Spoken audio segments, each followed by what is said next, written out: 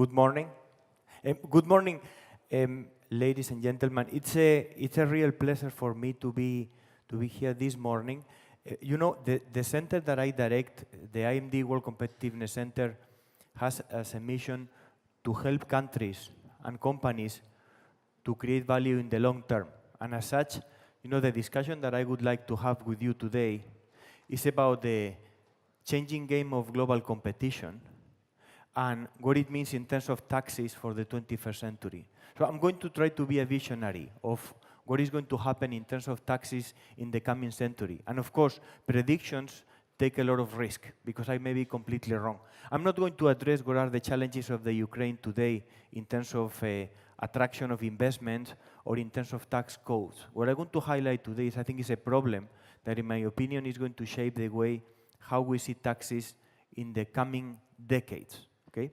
And as I say, predictions are difficult.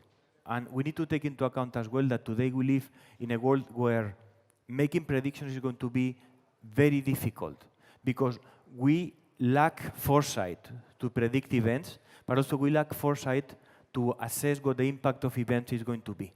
You know, 1 year ago, if you were following the news, obviously, 1 year ago we had the election in the United States where Donald Trump was elected.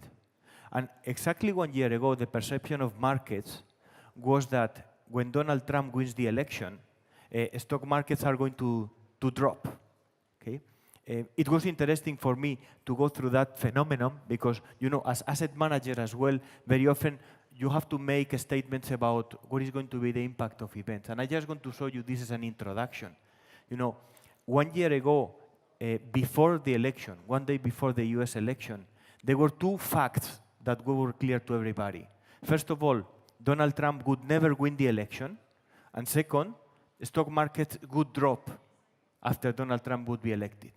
And in fact, the opposite happened. He was indeed elected. And not only that, you know, upon the election, you know, stock markets went up by a lot. And went up by, you know, if you look at an annualized basis, 96% on one single week. So what I'm trying to say here is that you need to listen to what I'm going to say with a lot of caution. I'm not trying to bring you the truth, but I think that I want to build my thesis on something that is going to be truly disruptive with respect to tax codes in the coming years. Let me start by actually introducing somehow a landscape of how the world has been evolving in the last 1,000 years. Okay? Let me go up so I can read.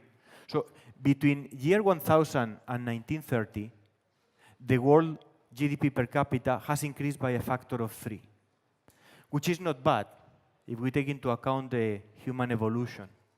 But let's look at what has happened in the last 100 years.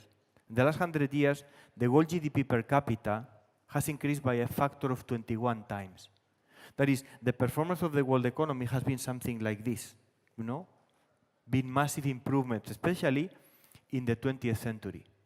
In the first decade of the 21st century, between 2000 and 2010, the world has produced more economic output than in the first 19 centuries of the Common Era combined. So think about the progress that we have made. It's an amazing economic progress. And as a result, we are all better off. Okay? And you can look at it in many different ways. The blue bar there shows improvements in GDP per capita in the last century. Okay? We cannot deny that we're much better off than our grandparents were. And in terms of output, but also in terms of productivity, we have been much more productive. Let me show you some figures.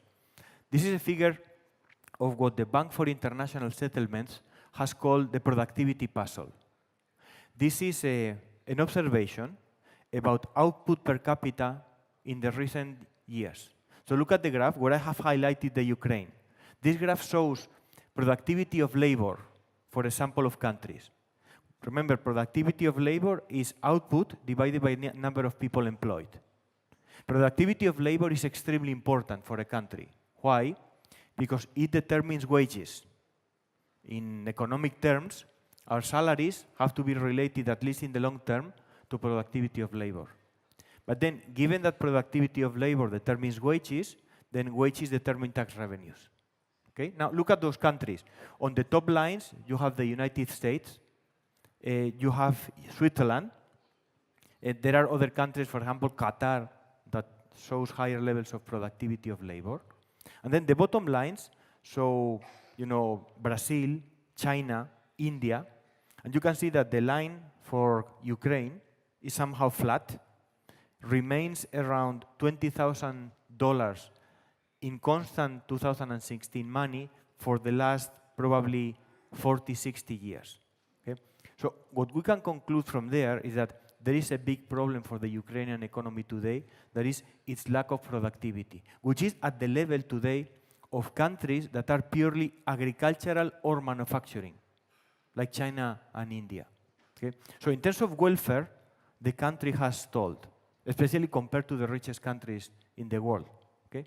Now, when you look at this graph and you exclude the Ukraine because of the flat line, you can see massive improvements in productivity everywhere. Compared to the previous 1,000 years of history, this is massive. So if I ask you why we have seen those improvements in productivity, your answer will be technology. See? That is, the big shock that we have had to the world economy in the last 50 years is technology. And the reason why we have become more productive is technology. Robotics, artificial intelligence, the internet, and specifically in the last 50 years, anything where man has been substituted by a machine. Okay? Now, what is interesting is looking at the data in this way. And that's the second and last graph that I'm going to show you today. This shows productivity of labor increases per decade in a subsample of countries. And you can see that at the end, I have plotted the Ukraine. The Ukraine shows kind of a very weird pattern. Obviously, I don't have early information for the Ukraine because, the country has only existed recently. But you can see something that is extremely interesting. If you look at, for example, the United States, Germany, or Switzerland. While productivity of labor in the 50s and 60s grew massively in those countries at rates of 5 or 6% per year, in the last decade, productivity of labor in the Western economies has not increased at all. And in some countries, like in Switzerland, the country where I live, in fact, productivity of labor has declined. Again, the Bank for International Settlements has called this as the productivity puzzle, being the most important risk of the world economy today. And the point here is the following. How can we explain that in a period of 10 years where we have had a massive technological revolution, again, I don't need to remind you, the internet, Uber, Airbnb, Facebook, Apple, you name it, massive technological revolution that has improved the quality of our production, we can see that productivity of labor has not increased. And again, remember the equation. Productivity of labor is output per capita divided by employees. Technology, in principle, allows us to produce more with fewer people. This has not happened. And that brings an amazing problem to the world economy today that can be summarized in several different ways, but I'm going to summarize it to you in this picture. I'm going to build my thesis on this picture that summarizes the world economy as it is today, and which of course is not going to win the Nobel Prize for me, because it's quite simple. But look at where we stand today. The middle line represents GDP in the last 2 decades, specifically after the financial crisis. Again, if I take you back 30 years, we had GDP growth rates in the world economy of about 9–6%. In the last decade, GDP has been growing at 3% on an annual basis, including China and India. And some of the predictions that we have for the coming decade is that GDP growth is going to be around 1% at most. Okay? So GDP growth is flattening. We don't have growth opportunities, okay? Including, again, countries like the United States or Germany. Now, amidst that lack of growth, we have an additional problem. and is that salary income, that is productivity, has been growing much less than GDP. In other words, people are doing worse and worse relative to the world economy. Donald Trump built his case on the idea that people in the US, specifically in the middle class, were making less money today than 10 years ago. And he's completely right. In fact, in real terms, the US economy has lost purchasing power. Because despite somehow relative economic growth, US salaries have been flattening. So that's what the bottom line shows. Wages in the world have been very low. Now, how can we explain the gap? The gap can be explained by the fact that corporate profits in most countries in the world, including the Ukraine, have been growing higher relative to GDP. And that gap presents very interesting implications. In principle, it shows that labor income represents much less of our economies gradually, and is going to represent even less unless we do something. But second, corporate profitability represents a bigger part of our economies. Okay? Let me build a tax case from that. Because the explanations that we have for this phenomena, and I will list them here. These are economists' explanations for why we have not only this gap in productivity, but also this fact that productivity has not increased. And I can go fast about those explanations.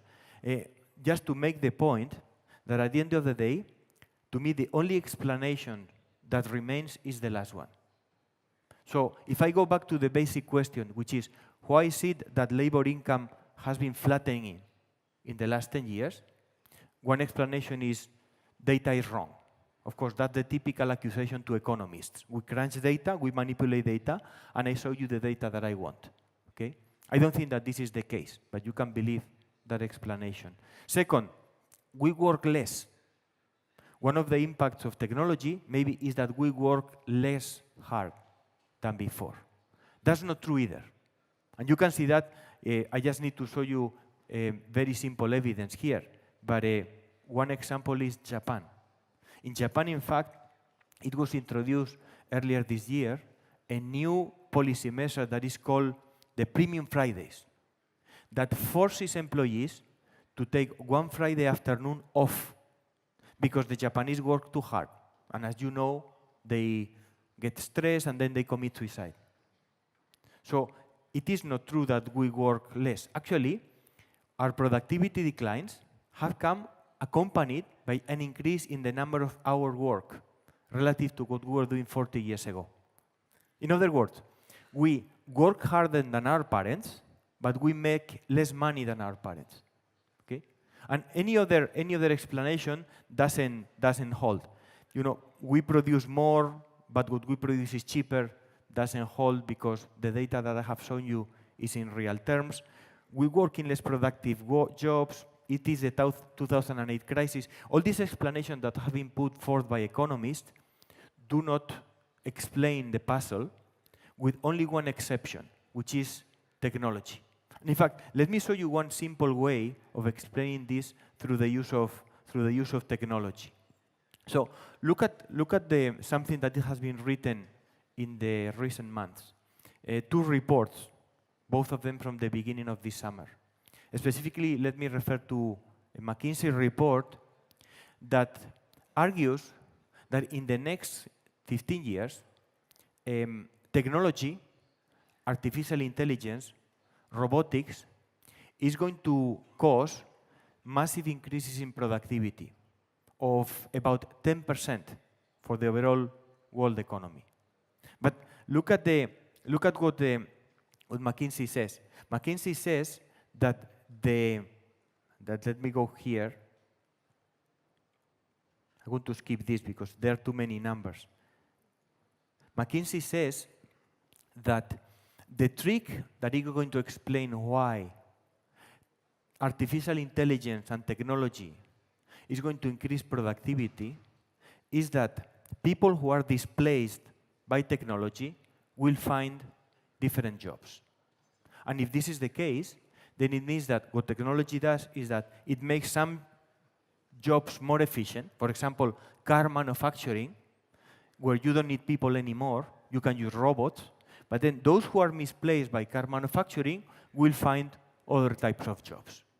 And only under that assumption, then you can argue that technology is going to increase productivity. But look at the problem in a very simple terms. And I use Playmobil figures to explain that. Remember, I'm a business educator, so I need to make my story simple. So let's look at the impact of automation on jobs and hands-on tax revenues. Suppose that you have Johnny who works in the analog economy. He works in car manufacturing. And then he generates some revenues, some output. Okay? He generates 100 in output. Now, let's suppose that with artificial intelligence, then Johnny finds a new job in the digital economy. And of course, in the digital economy, he's going to be more productive. Obviously, if you do the simple math, in this economy, productivity of labor has just increased. Okay? Let's suppose that you have two people. You have Johnny, who gets a job in the technology industry, but then you have Mary, who was working also in car automation, making 100, but now because of artificial intelligence and because of robotics, she loses her job. Okay? Now, what is the impact of that on technology? See? Remember that we have two people working, now we have only one. Well, the impact on productivity is that the average productivity before was 100, the average productivity now is 200. Why? Because unemployment doesn't count. Once you leave the job market, you don't count in the productivity equation. So here we have an example in which technology creates massive increases in productivity, but in fact also create massive inequalities. Because now you have one person who is working, making a lot of money, and another person who is unemployed. And let me make it even more complicated. Suppose that you have 3 people working, and these people work in the, again, car manufacturing industry, and each of them is generating 100 in output. Now, what happens is that with technology, Johnny finds a job in the digital economy. But Mary and her colleague Peter cannot find a job in the digital economy, and then one of them ends up being an aerobic instructor, and the other one ends up being a cook, which are typical services that are not very productive. You can see here what the impact on average productivity is going to be. It goes from 100 to 90. So that's the message that I wanted to give you. You know, in the coming years, we're going to have improvements in technology, which we love, but they're going to have 2 important effects. The first effect is that productivity of labor is going to decrease. And this means that we are going to be less better off than we were 20 years ago. But second, technology is going to create massive inequalities. Inequalities not only in terms of skills, but also in terms of income. Because those who work in artificial intelligence and technology is going to make a lot. Those who work on the analog economy are going to make very little. Okay? And that's going to be a massive problem. I don't want to add to that an additional issue that we're going to have with labor income. That means that productivity is going to represent a gap relative to salaries. That is, we have seen that in the last 20 years as well, that people do not even make it up to their own productivity. We don't reward people to their productivity, and the reason is that we pay people less and less in order to attract more gains for corporations. And that is going to create a social imbalance. So what does it mean? What does it mean in terms of taxes? Okay? Facts. If you look at tax revenues to GDP in the last years, they have remained flat. Okay? Despite massive growth in the world economy. Not only that, you know, when you look at the distribution between corporate and income taxes, look at what has been happening. These 2 bars show taxes on corporate income and taxes on personal income as a percent of GDP in 1980. And here you have the same bars, but in 2014, when you look at personal income. Look at what has happened, especially if you look at the OECD average. In the OECD, you look at the average, over time what has happened is that taxes on corporate income have increased the representation in GDP, while taxes on personal income have represented much less. However, this hides an important phenomenon, and is the differences in taxation. So what you have in this graph is actual corporate taxes for a sample of companies, and this is based on accounting data. Here you have Altria, tobacco, the orange line is Apple, the blue line is Google, and the yellow line is Novartis, pharma. What you can see there is that the effective tax rates for companies are very different. They are much higher for tobacco than obviously for technology. And what I'm trying to say here is that we are taxing corporations in many different ways. And that is a big problem, because what we are doing is that we are taxing more and more industrial companies and less technology companies. So that what happens is that technology is creating a massive gap, not only between corporate and personal income, not only between profits and salaries, but also across industries, between technologically intensive and less technologically intensive companies. And this requires somehow of a solution. Okay? What is the solution? Well, we cannot have, as a solution, taxation rules that are implemented at a single country level. Why? Because we cannot tax technology by ourselves.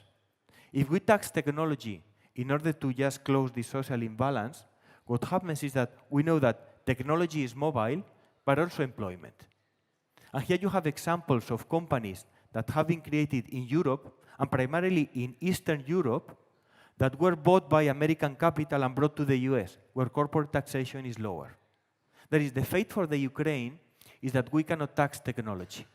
That is, we need to incentivize technology through fiscal rules, but we're going to favor fiscal rules to technology, because otherwise technology will move away. So we cannot do it at the individual country level. And other types of solutions are not going to work. So, you know, solutions that go through the collaborative economy, investor activism, protectionism, a halt to automation is not going to work. Again, let me stress what the problem is going to be. Technology is going to create massive imbalances. It's going to create massive inequality. And such an inequality has to be resolved, because in a period of low economic growth, it's going to result in social turmoil. Okay? What are the solutions that have been posed for that problem? Collaborative economy, Uber, Airbnb, that is making sure that technology spreads benefits to everybody. That's not possible. And we know that very well, because the example of Uber shows that even in the collaborative economy, most of the profits go to the owners of Uber, not to the drivers of Uber. Second, investor activism. That is, we cannot just force companies like Google and Apple and Facebook to contribute more to society, because it's only investors who are going to do that. And investors will never be willing to give their money away for no reason. Values are not going to be enough. Third, protectionism, that is Donald Trump, is not going to be useful either. Protectionism means, well, if you operate in Europe, Google, you have to pay taxes in Europe. That is not going to work. And we see that today, that, you know, when we look at what is happening in the European Union with Google and with Apple, these companies are going to prevail against tax authorities in the European Union. And finally, we cannot just say that in order to prevent inequalities triggered by automation and technology, we should stop technology and automation. Because of course that would mean going back 100 years in history. So what is the only solution that we have to future problems driven by automation and technology? Global fiscal rules. That is, we need to come with a consensus by which technology companies and companies that do not employ people are taxed in a different way. We have heard, for example, arguments in the past, in the recent months, arguing that robots should be taxed. Well, I don't know if this is possible. But we need to find global tax rules in the coming years that are implemented through global consensus that will ensure that Apple, Google, Skype, and other technology companies truly contribute to society. Because the future for the Ukraine is not one where corporate taxes are going to be higher for those companies that create jobs, nor personal taxes for us individuals. The future has to be one where technology monopolies are going to be taxed in a very efficient way. But this has to be agreed upon on a collective way. And I leave you with a final scary message, which was featured in an editorial article in the New York Times a few months ago. Technology, automation, is going to create inequalities not only within the Ukraine, or not only within Switzerland or within Spain. Technology is going to create massive inequalities across countries. Across countries meaning that countries that are artificial intelligence technology intensive will enjoy huge benefits at the expense of those countries who remain laggards in technology and automation. And one of the possible alternatives to that, as this article suggests, is submission. Submission in which less technology-intensive countries will need to accept the dominance, including political dominance, of technology-intensive and strong countries. So beware, Ukraine, because you need to be first in this race. I think one of the advantages of this country is its talent. And actually in my center, we have made an assessment of that, showing that in terms of digital competitiveness, the best skill of the Ukraine is its digital talent. And I think you need to use that digital talent in order to make sure that this economy becomes one of the most advanced, digitally advanced economies in the world. You are not alone, because in all of the Eastern European economies, from Estonia down to Slovenia and Croatia, this is going to be a massive race. So only if we invest heavily in technology, if we improve the technological infrastructure, and if we create incentives for technology companies to mushroom, we are going to be able to preserve our economic growth vis-a-vis other economies. Okay? This is just one important point. I want to leave it here, and probably I have maybe a couple of minutes for questions. And I think that on my side, remember that one of the biggest problems for fiscal rules is going to be technology, and how do we cope with it. Thank you very much.